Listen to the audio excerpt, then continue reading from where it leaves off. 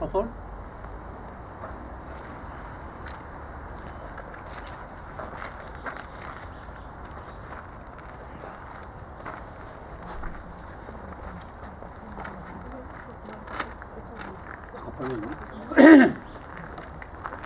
Il y a 55 ans, le 18 mars 1962, le gouvernement français signe les accords d'Évian consacrant l'abandon des départements français d'Algérie au mépris de la Constitution de 1958. Le 23 mars, Bab el-Oued, quartier d'Alger, est encerclé par l'armée et les forces de l'ordre. Le martyre de ce quartier commence alors. Plus rien ne sort ni ne rentre. Les blindés écrasent tout sur leur passage.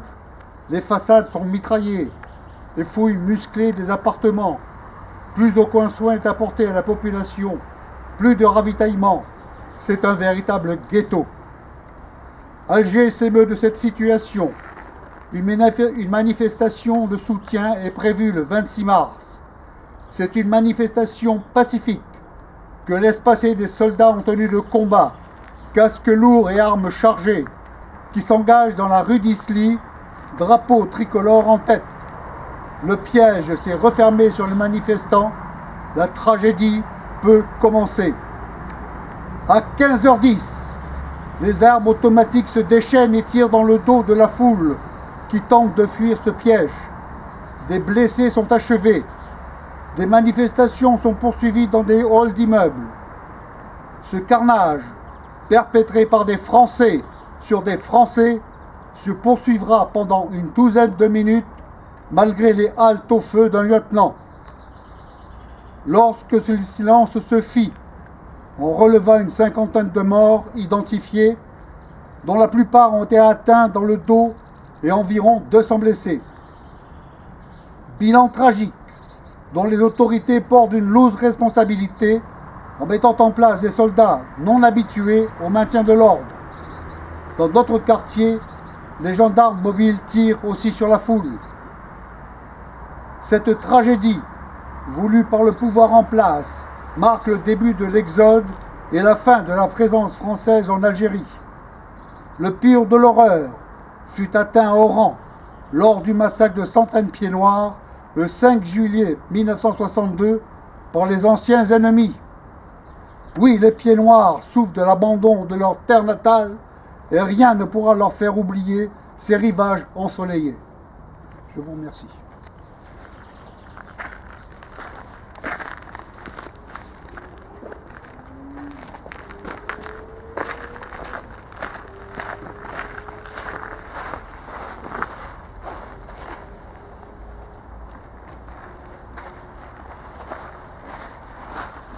Une minute de silence.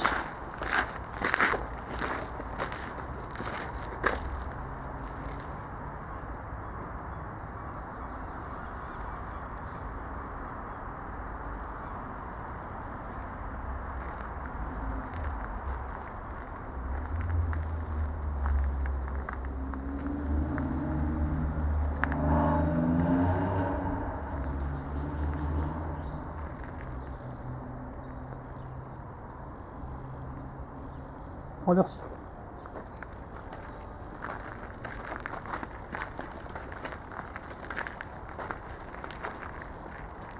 Nous allons maintenant terminer la cérémonie en chantant l'hymne national et ensuite les Africains.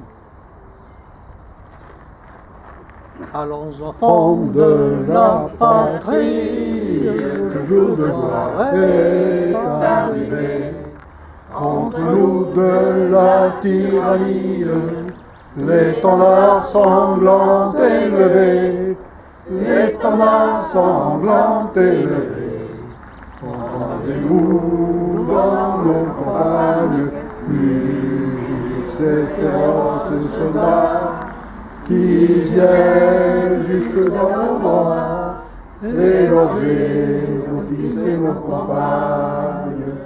Aux hommes citoyens, formez vos bataillons, marchons, marchons, qu'un sang impur abreuve nos sillons.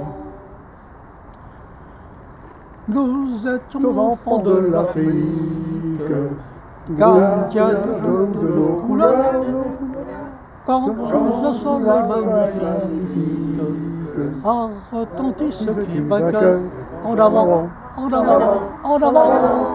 C'est nous les Africains qui venons de loin, devenons des colonies pour défendre le pays.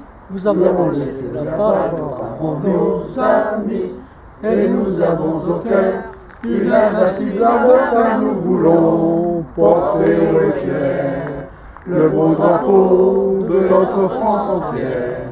Et si quelqu'un venait à y toucher, nous serions là pour mourir à ses pieds, oui, à ses pieds, battez tambour, à nos amours, pour le pays, pour la patrie, mourir au loin, c'est nous les Africains. Merci l'assistance. C'est une cérémonie commémorative. Je crois que on n'est pas nombreux, mais l'essentiel c'est de participer, de se souvenir. Il ne faut pas qu'on oublie cette tragédie que beaucoup ont vécue, que j'ai vécue d'ailleurs, parce que je me trouvais à Bab el-Oued quand ça s'est passé. Et je peux témoigner de tout ce qu'a dit Jean-Paul. C'était vraiment désastreux, on a été maltraités, bousculés, on a tiré sur nous, on a tiré sur les immeubles, on a empêché les gens de sortir pour se nourrir, c'était affreux. C'est ça, il ne faut jamais oublier tout ça. C'est marqué à jamais dans nos esprits.